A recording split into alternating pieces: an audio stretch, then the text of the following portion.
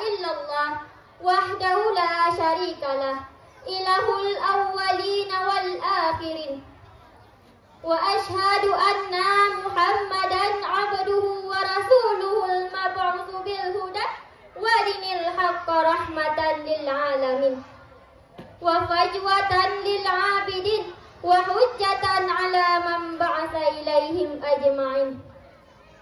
Sallallahu alaihi wa ala alihi wa ashabihi wa man taba'ahum bi ihsan ila yaumiddin wa sallama tasliman mawfura. Amma ba'd. Kata-kata ta'zim wa ikraman saya yang utama yaitu kepada walidi selaku pimpinan Dayah Nahdlatul Fatah berserta keluarga. Kata-kata ta'zim wal ikraman saya yang kedua yaitu kepada seluruh dewan juri yang bersedia menilai saya dengan seadil-adilnya.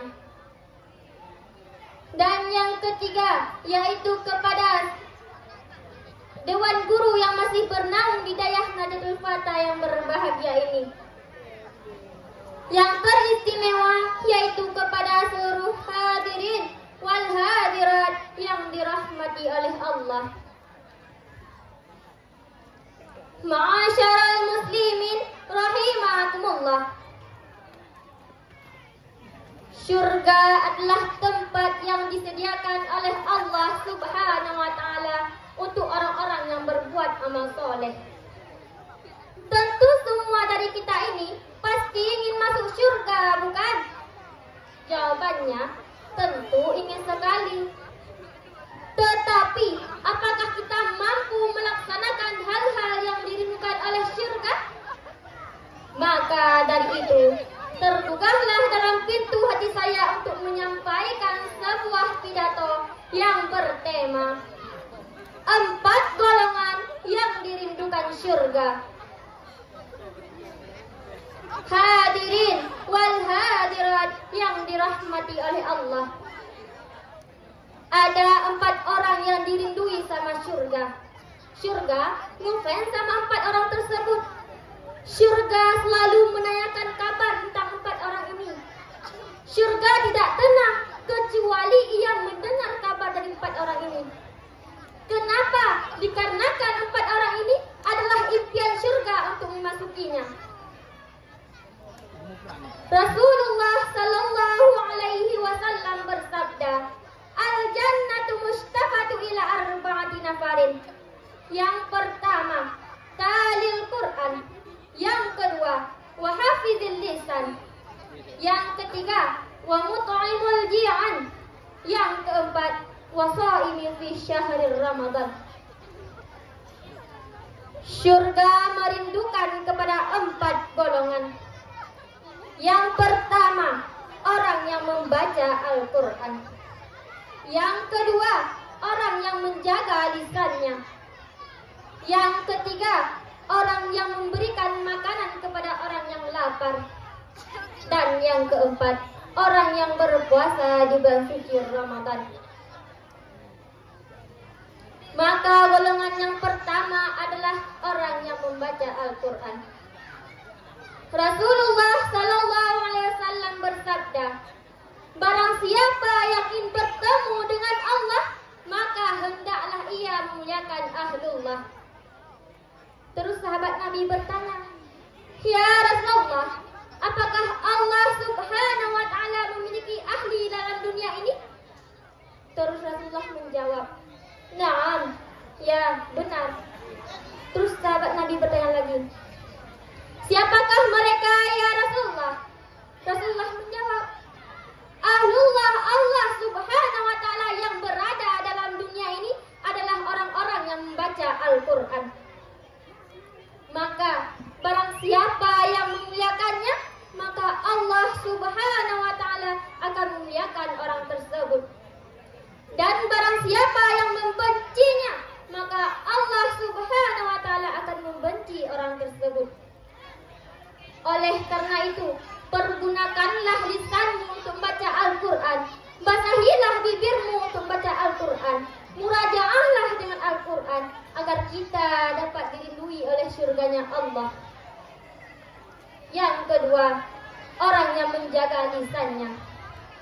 Sebagaimana sudah dijelaskan dalam syair yang bahwa peliharalah lidahmu dan berhati-hatilah dalam menuturkannya. Dikarenakan keselamatan dan kecelakaan orang tersebut disebabkan karena lidahnya. Maka peliharalah lidahmu karena mulutmu harimaumu. Jika kita tidak mampu memeliharakannya, maka diamlah.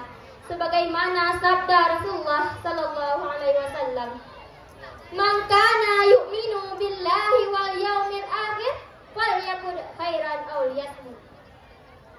Barang siapa yang beriman kepada Allah dan hari kiamat, maka hendaklah ia katakan hal yang baik ataupun hendak ia diam. Seperti kata Sayyidina Abu Bakar, "Laitani akhlas illa li zikrillah." Seandainya aku bisu tetapi tak bisu untuk zikir. Seandainya aku bisu untuk selain zikir. Untuk zikir bisa, untuk baca Al-Quran bisa, untuk berbicara dengan orang lain bisu. Itulah harapanku, kata Sayyidina Abu Bakar. Kenapa? Dikarenakan ingin dirindui oleh surganya Allah. Wa hafizul lisan, kata Habib Umar, jikalau orang sudah dicintai oleh Allah, maka Allah akan menjaga lisannya untuk tidak berkata yang jelek dan akan dihiasi dengan zikir. Hadirin wal hadirat yang dirahmati oleh Allah. Yang ketiga, orang yang dirindukan oleh surganya Allah adalah orang yang memberikan makanan kepada orang yang lapar.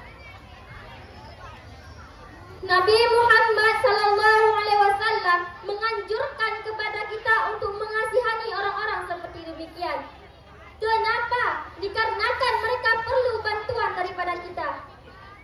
Sebagaimana sudah jelaskan dalam hadis yang bahwa la yu'minu ahadukum hatta yuhibbu li akhi ma yuhibbu li nafsi.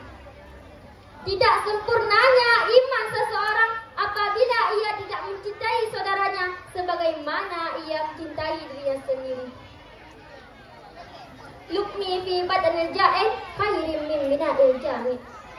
Satu suap nasi yang tepat dalam perut orang yang lapar itu lebih baik daripada membangun masjid jami'.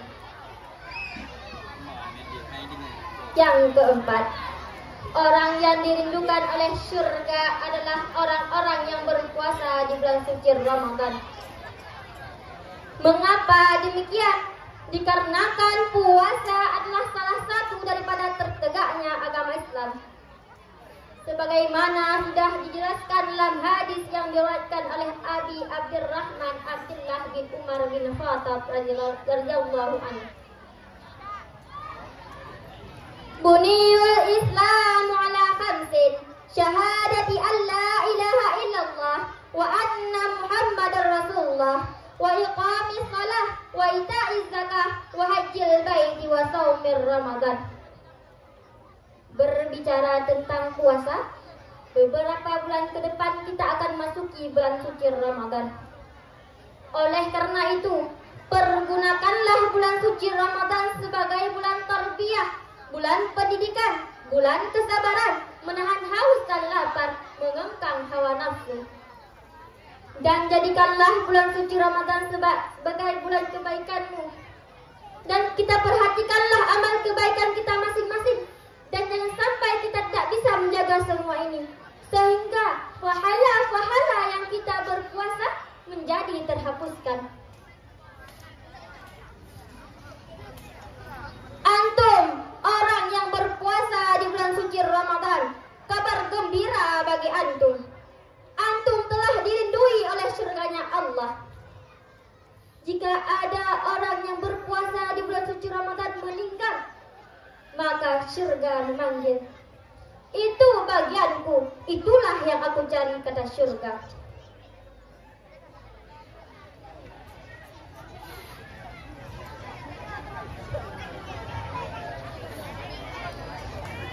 Maka sudah jelaslah yang bahwa puasa adalah salah satu daripada tertegaknya agama Islam. Moga-moga kita dapat berjumpa di bulan suci Ramadan yang akan datang ini. Amin amin ya rabbal alamin. Sebagaimana dalam sebuah doa,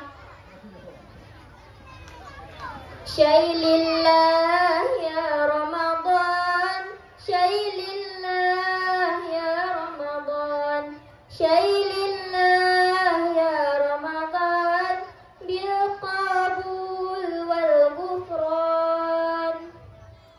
Ya Hannan ya Mannan, ya Qadimal Ihsan, Bahrajudik Malyan, Judalana bil ghufran.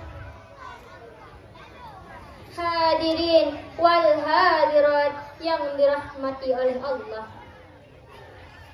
demikianlah uraian demi uraian yang dapat saya simpulkan bahwa yang pertama, jangan malas-malaslah melakukan 4 perkara tersebut.